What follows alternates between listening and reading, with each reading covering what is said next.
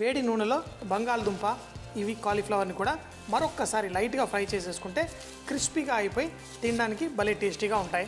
వీటిని వేడి వేడి నూనెలో ఒక్క 2 నిమిషాలు మాత్రమే ఫ్రై చేసుకొని తీసుకొని సర్వ్ చేసేసుకుందాం. ఈ కూరగాయలు మంచిగా క్రిస్పీగా ఫ్రై అయిపోయిన తర్వాత ఒక పేపర్ టవల్ మీద తీసేసుకుంటే ఇందాక కొంచెం ఎక్స్ట్రా నూనె పడిపోయింది, అలా పడకుండా ఇది కొంచెం అంత నూనె పోయిన తర్వాత అందులో వేసుకొని వేడివేడిగా సర్వ్ చేసుకుంటే చాలా బాగుంటుంది. స్టవ్ కట్టేసి అంతా మిక్స్ చేసేసుకుందాం.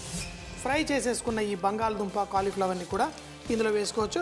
అయితే కొన్నిసార్లు మేము హోటల్లో కొంచెం కలర్స్ కూడా వేస్తుంటాం, ఎందుకంటే చూడటానికి కలర్ఫుల్గా కనబడడం కోసం.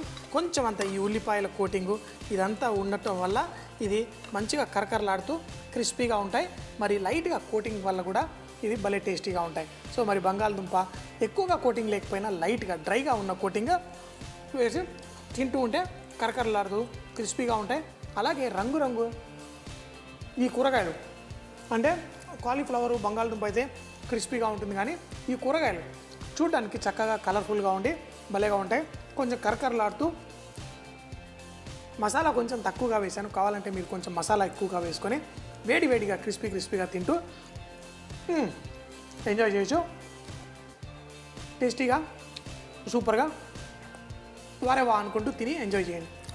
చిల్లీ ఆలు గోబీ తయారు చేయ విధానం: ఉడికించిన కాలీఫ్లవర్, అలాగే రెడ్ క్యాప్సికమ్, సగం ఉడికించిన బంగాళదుంప ఇవన్నీ ముక్కలుగా కట్ చేసుకొని పెట్టుకోవాలి. మరొక బౌల్లో కొన్ని నీళ్లు, పంచదార, ఉప్పు, వెనిగర్, మైదా, కార్న్ఫ్లవర్ వేసి బ్యాటర్లా చేసుకొని వీటిని ఫ్రై చేసుకొని పెట్టుకోవాలి. తర్వాత ఒక స్టవ్ పై ప్యాన్ పెట్టి కొంచెం నూనె, అల్లం వెల్లుల్లి ముక్కలు, పంచదార, సోయా సాస్, మిరియాల పొడి, కారం, కొంచెం ఉప్పు వేసి కలుపుకొని దాంట్లో ఫ్రై చేసుకున్న క్యాప్సికమ్ ముక్కలు కూడా వేసి టాస్ చేసి ఆలుగడ్డ, కాలీఫ్లవర్ ముక్కలు కూడా వేసి దీన్ని సాటే చేసుకొని ఈ చిల్లీ ఆలూ ఫ్రై తింటే భలే కమ్మగా ఉంటుంది. చూసారు కదా మరి ఈ వంటకం. నెక్స్ట్ వంటకం రాగిని మీకోసం ఏం చేస్తుందో చూద్దాం. భలే బ్రేక్ఫాస్ట్లో ఈరోజు మీకోసం ఇన్స్టెంట్ దోశ, అది కూడా టమాటా సూజీ దోశ.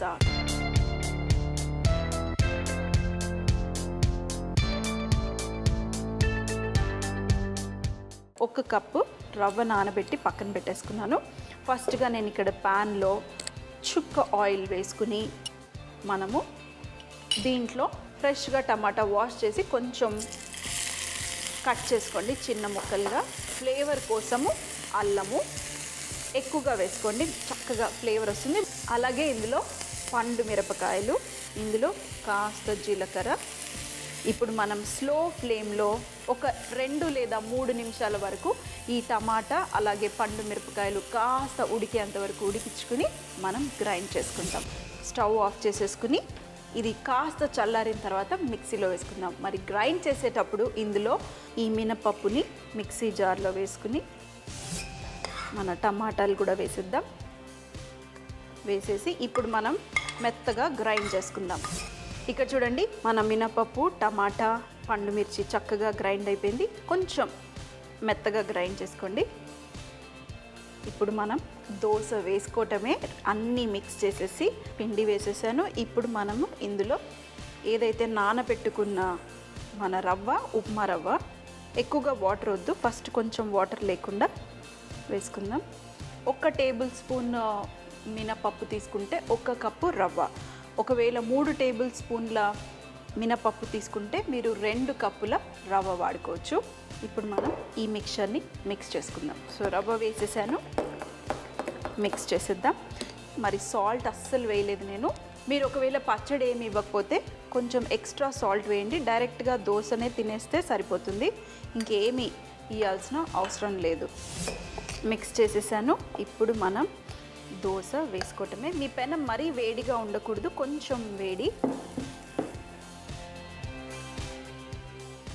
మంచి ఎర్రటి కలర్. కొంచెం ఇప్పుడు ఫ్లేమ్ ఇంక్రీజ్ చేసేసి ఆయిల్ వేసేయండి. మంచి రంగు వచ్చేంత వరకు కాల్చుకుని వేడిగా సర్వ్ చేయటమే. చక్కగా క్రిస్పీగా చాలా టేస్టీగా ఉంటుంది ఈ దోశ.